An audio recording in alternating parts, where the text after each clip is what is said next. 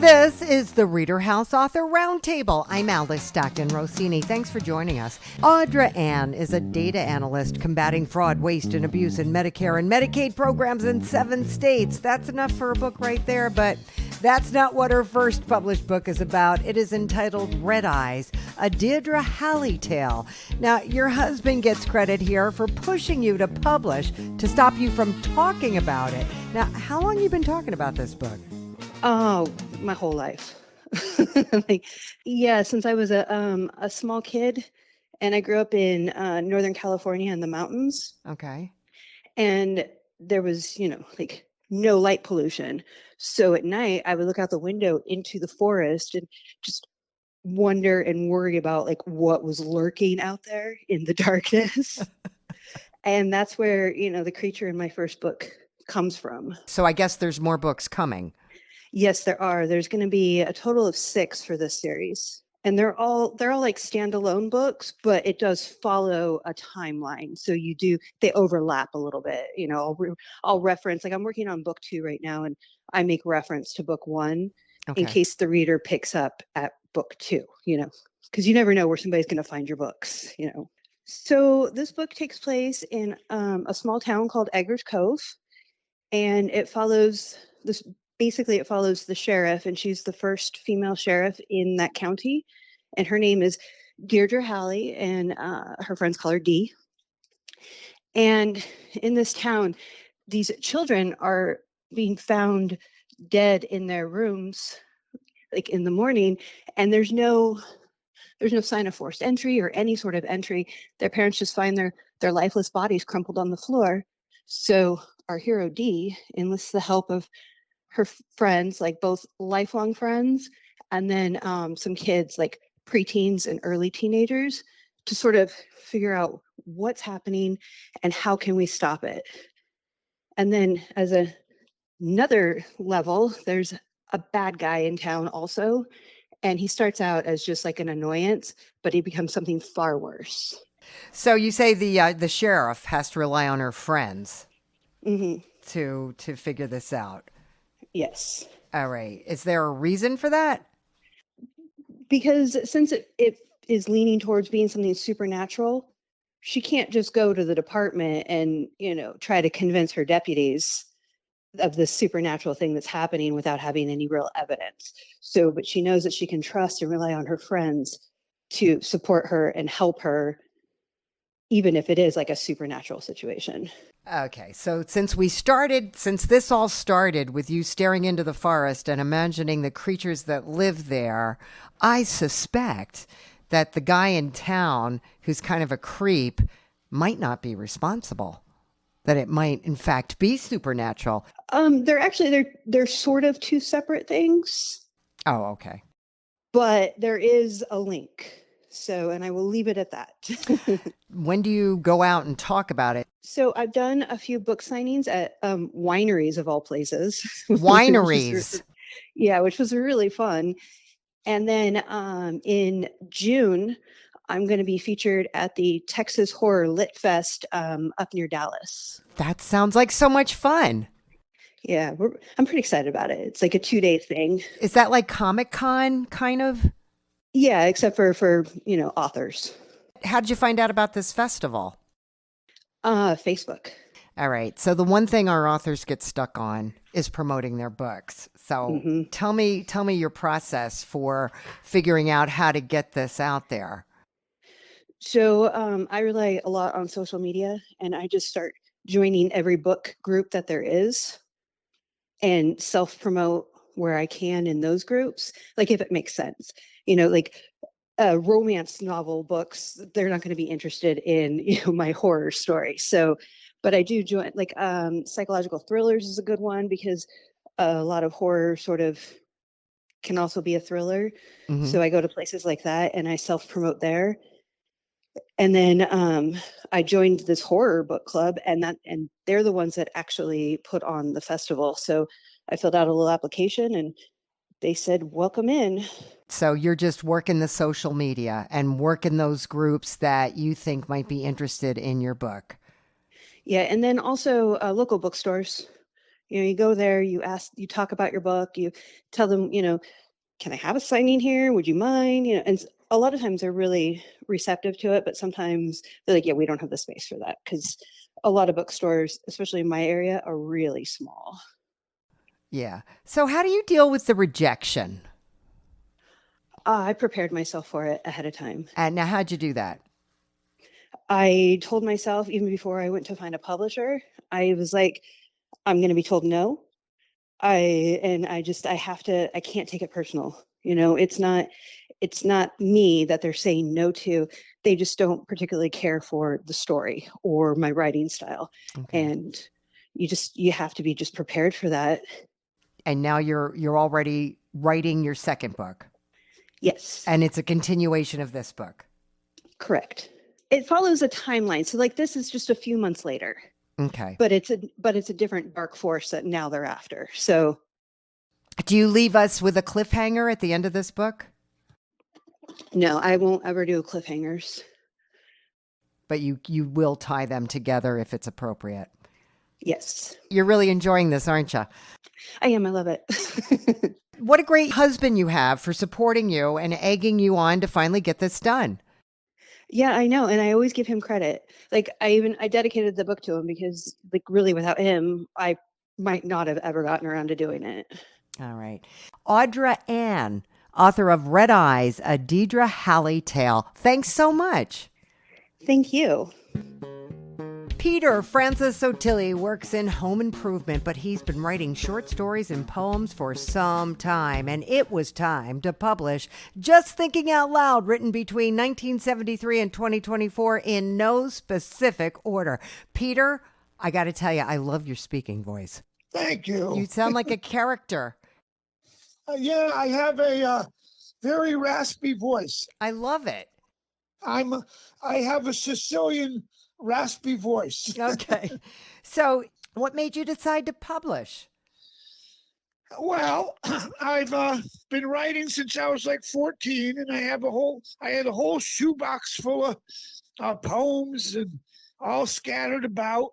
And I would take them out and show them to my friends and family, and they would all say, "Oh, we love your stuff. You should do something with this." And finally, I got, to the age where I slowed down and my work a little bit, so I had some extra time, and I decided to see if I could publish them. And the publisher was very excited, so I went for it.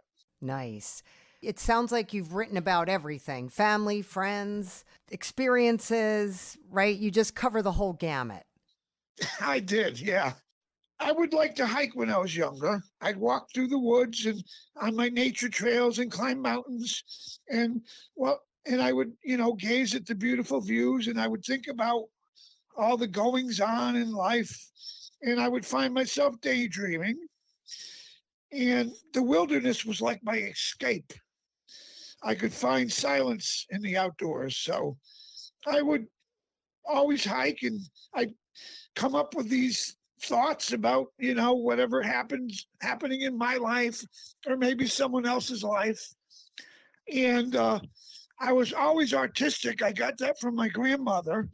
So I would go home and sit down and write down my thoughts, and I would put them into, artistic form. I would try to make them rhyme in rhythms, and hence came poetry. Okay. Do you have any favorite poems or favorite stories that you could share with me? I could read one or two if you'd like. Okay. I would like that. Okay. I will read one called Lonely Flower. Okay. Once there was the most pretty flower, alone in a small, unnoticed patch of grass. And one day, a bird landed by, perched in a small tree's limb, singing a song of romance. The bird noticed the lonely, pretty flower and decided today he'd take from a familiar field a seed from the handsomest flower and plant it beside the lonely, pretty flower. Soon there were two flowers, not lonely at all. they kept each other perfectly content. You know, God is like the little bird. He sees lonely souls and brings them together. Sweet. Is there an open mic night near you or public place? Yes, there is. Yeah, do you share your stuff there? I do not yet because I'm just starting up, but I plan on it. You know, it's not just your stories, but it's your voice. I do have a very unique voice because sometimes I'll be in the store and I'll be talking in the aisle, like across the aisle. Someone that I've worked for years ago will go, "Oh, Peter." And Yeah. I'll go, "Oh," and they'll go, "I recognized your voice." Right. So you've got your open mic nights. I am going to work on promoting it myself. Okay. As soon as I, finish getting the marketing done. Okay. I'm going to, go out and maybe go to some fairs and try to sell some. And a lot of my poems sprung out of songs. I'm also a piano and guitar. I've been playing piano and guitar since I was about 12. That's great. So almost all of the songs, all of the poems also have songs that they go with. So as soon as I get my YouTube channel, I'm going to promote my book on the YouTube channel, but also offer people to write into my email and ask me to play a song, a poem to them with my guitar. Aw, can you play a poem to me? Right now I cannot because I am not near my guitar. Aw. But I'm sorry. But they're all very nice, mellow acoustic songs. They're not rock songs. They're very mellow, like Joni Mitchell or Bob Dylan. Okay. Or like the Eagles, very mellow songs. What do you hope to achieve? I want them to realize that the hustle and bustle of life, we all have it. We all share it. We all go through struggles of happiness and sadness and grief and poetry has the ability to take the craziness out of life and slow it all down, making it easier to see. We can see all the separate pieces of the puzzle of our day-by-day living. And poetry has the ability to interrupt our routine thinking patterns and slow us all down. It has the power to draw us away from clock time and pull us back from our intrusions and tensions of everyday life, hence bringing us warmth. So I would like them to all read my poems, figure out what you're going through, and maybe slow down and see that we're all going through the same stuff. And and it'll help you realize that it's not that bad. If you compare nature to life, you can figure out that it's not that bad and life isn't picking on you personally. We all go through it. That's great. I love it, Peter. Thank you so much. Peter Francis Sottile, author of Just Thinking Out Loud, written between 1973 and 2024 in no specific order. You're going to keep writing, right? I am. I have 3 projects I'm working on right now. So great. Thank you very much. Betty Hendricks served in the Army for several years, and now she helps veterans through a website where she lists available resources. She's also a writer. The name of her book, Florence and Friends and Their Fun Adventures. Betty, when did you start writing? Well, back in the around 1990, I took a writing course, and I took it.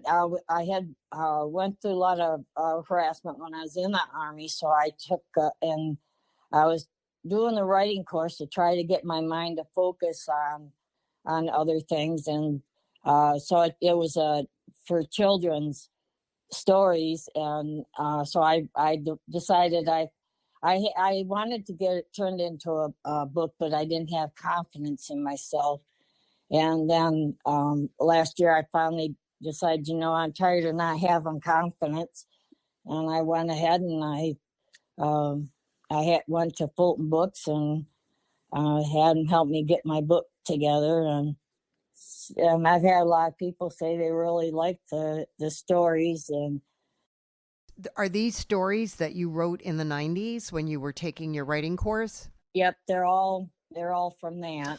I have a preschool degree. I graduated in 1980 with it, but the car industry in Michigan was affected real bad. So there was a lot of people that were losing their jobs. So daycare was one thing that was affected in Michigan.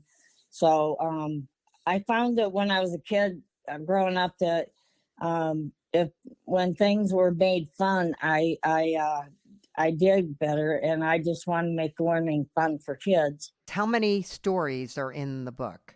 Around 7. 2 of them deal with a milk cow named Florence. Okay, tell me about Florence.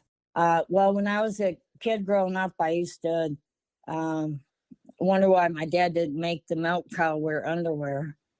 And and I thought that he should have made the cows go to the bathroom and the toilet.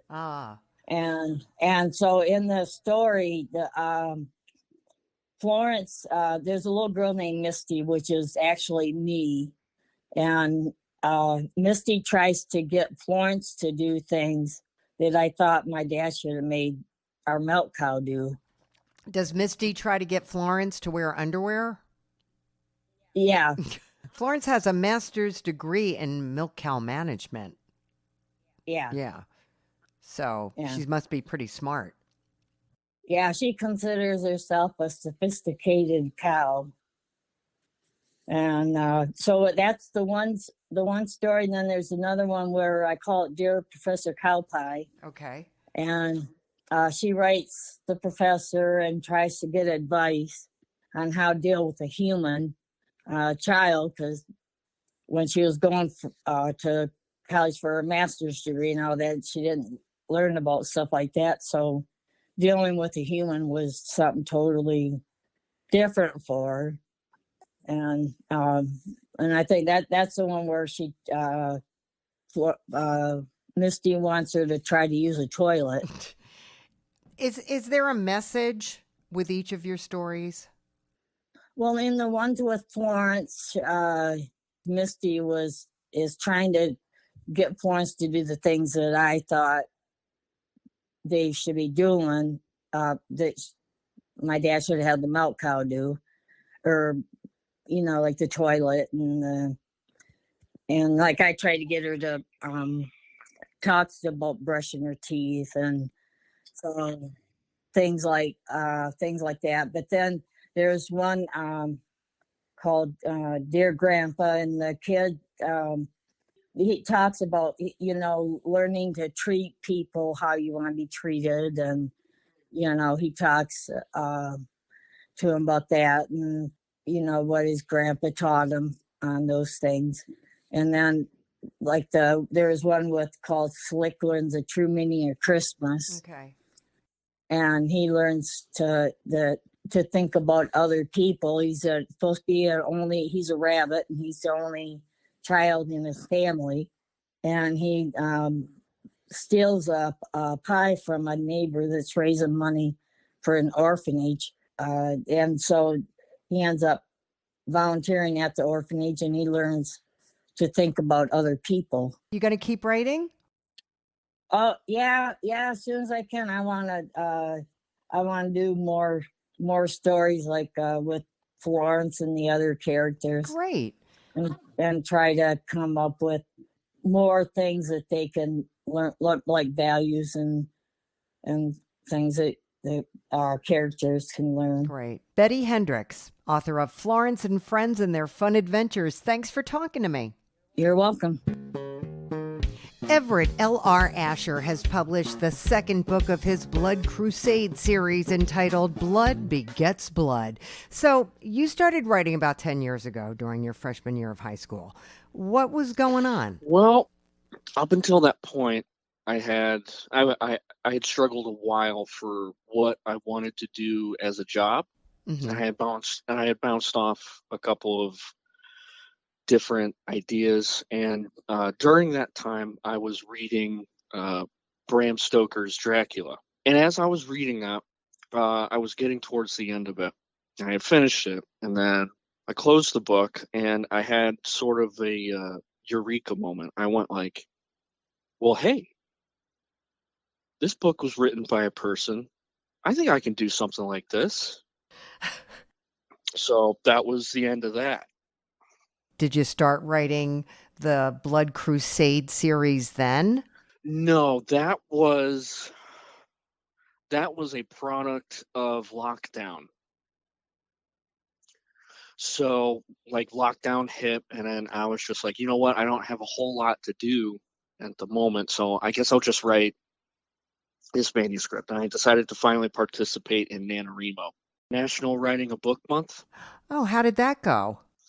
I won, and by the end of that, I had this. I think the soft limit is like 50,000 word manuscript or something like that. I went like, well, I like this. I like these characters. So I think what I'm going to do is I'm going to try and shore up the word count and get it published. Book 1 came out around 2023. Book 2 is the one that has been hitting the shelves as of late. So how did you make out with book 1? Decent. I wasn't expecting a whole lot considering it was my first published book. From what I understand, as long as you have skin in the game, you should see a feasible amount of return on investment. As long as you're releasing a book like every year or two. What did you do to promote the first book? Couple social media posts. The independent publisher that I was working with at the time did a press release. There was a book trailer. So somebody else published your first book? Yeah. Why did you decide to go with Fulton on your second book? The main thing, and it doesn't have a whole lot to do with the guys that I was working with before, but there was like a huge time zone difference. So usually whenever I needed something from them or they needed something from me, we were just playing phone tag, which I didn't like. The folks at Fulton are great people. They're all lovely to talk to, and they did a great job with getting my second book to shelves. Can I read book 2 without reading book 1? Yes, you can absolutely read book 2 without reading book 1. There's enough context in book 2 that they could be read independently. Okay, so tell me, what's this story about? So the story is the first of many in a fantasy setting that I came up with about like 5 years ago or something like that. And what it's about is that there is this little island that is off the coast of the main continent, and there are these individuals that are using vampires as slaves. And the first book takes place where Sana and Esta, the main characters of the story, sort of break free from what was keeping them oppressed, and they begin to start a revolution. Book 2 picks up at about 3 years after the events of book 1, and this is them sort of setting up the war front against their opponent, the Nocturnal. Okay. So overall, what's going on is there are technically 2 conflicts going on at the time. This is set during a period of this universe. We'll call it this universe's World War II. Okay. So there's this huge conflict that's going on that's getting a lot of these world powers involved. There was a revolution that happened within the human kingdom. There was some unrest going on with some elves, which was part of the reason why their kingdom fell so far and so fast. But the main thing that's going on is that there's a belief amongst these usurpers that magic has gone too far. Oh, So they're trying to get rid of magic from the world. okay. And we find out if they succeed. Now, is there another book after this one? Yes, there's a third book. I originally intended it to only be 2 books, but I got towards the end of book 2 and I went like, there's still way too much for me to say that this has to be a trilogy instead of a 2-book series. Okay, so are you already working on book 3? I'm a decent way through.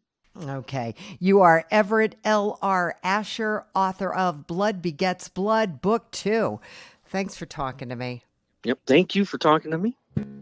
Patricia Fisher Andrews is the chaplain of her workplace, where she's a machine operator making parts for car engines. She writes whenever and wherever she can, and you say the Holy Spirit came to you and told you to write Manifestation, part of the Kingdom Language series.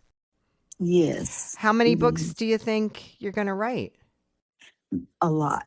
Very many. It's a lot. Unnumbered. Unlimited.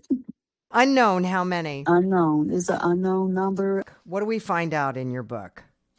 My book is about aligning our words with God's words.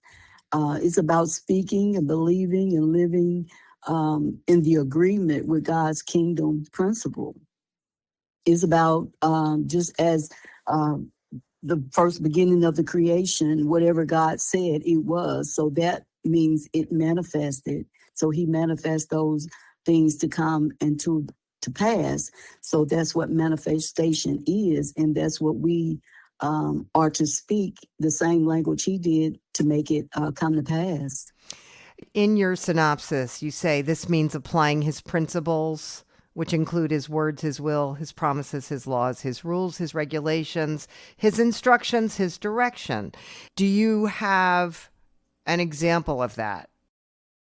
My example would be whatever you would want to come to pass, you speak it, you believe it, you put it in an atmosphere, and it's out there and it will come back. No matter what you will speak, it always come back to you.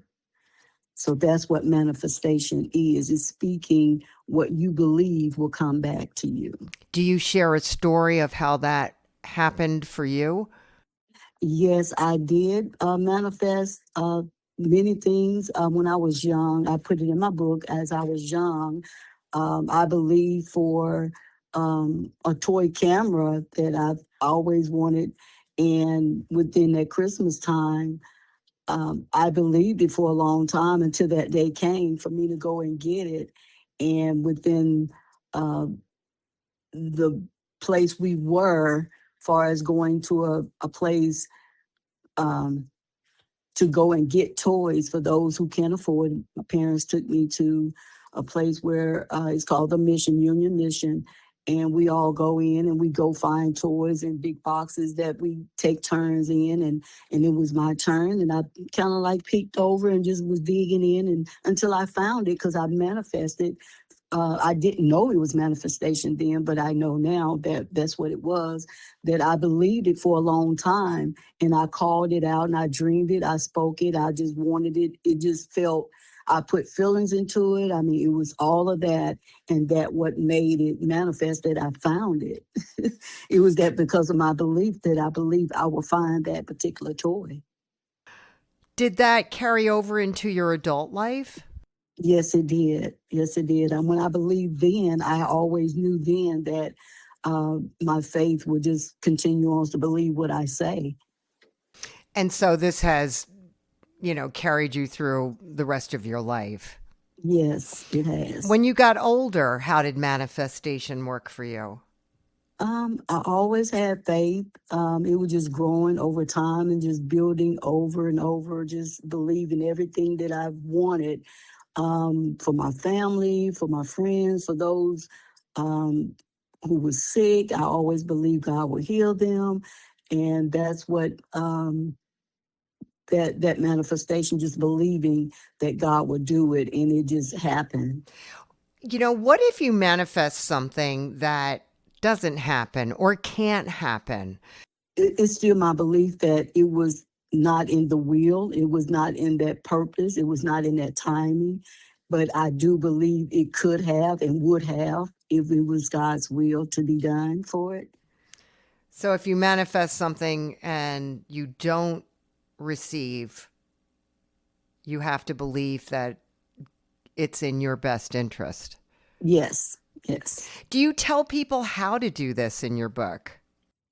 Yes, I tell them just believe and just trust and know from within your heart, that just to know that it will. How are you telling people about this?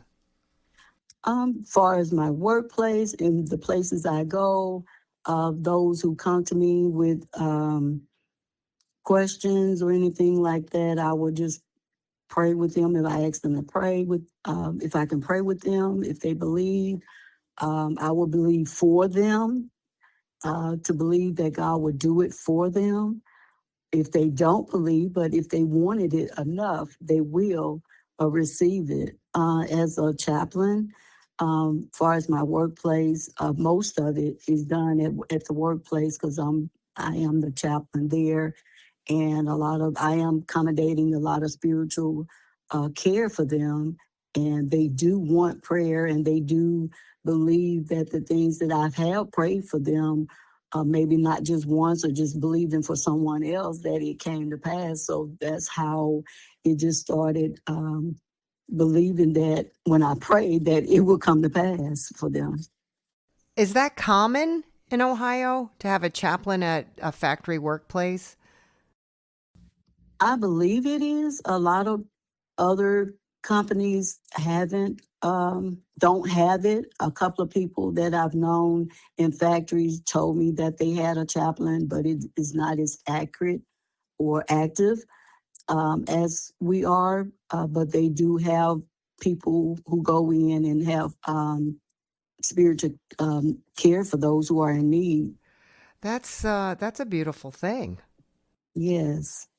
But it took me a while. It took us a while to get organized in there. I was, as a chaplain, I've been over 10 years as a chaplain there, and it was just something that was needed, and it just happened. So you had a book signing at work?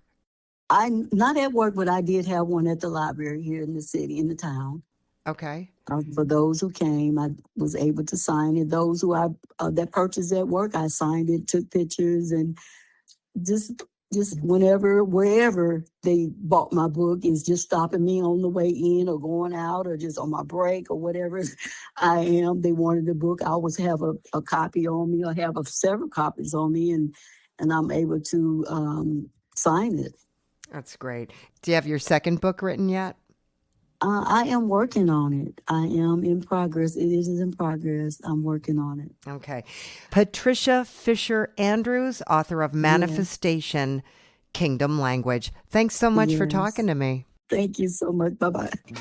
We hope you enjoyed this edition of the ReaderHouse Author Roundtable, where authors from all walks of life come together to discuss the trials, tribulations, and triumphs of publishing their books. I'm Alice Stockton Rossini. We hope to see you back here every Saturday night at 8 o'clock, or listen to our podcast anytime on Spotify, Apple Podcasts, Stitcher, TuneIn, and PodServe, just to name a few. The Author Roundtable is sponsored by ReaderHouse Online Bookstore, where independent new authors come first.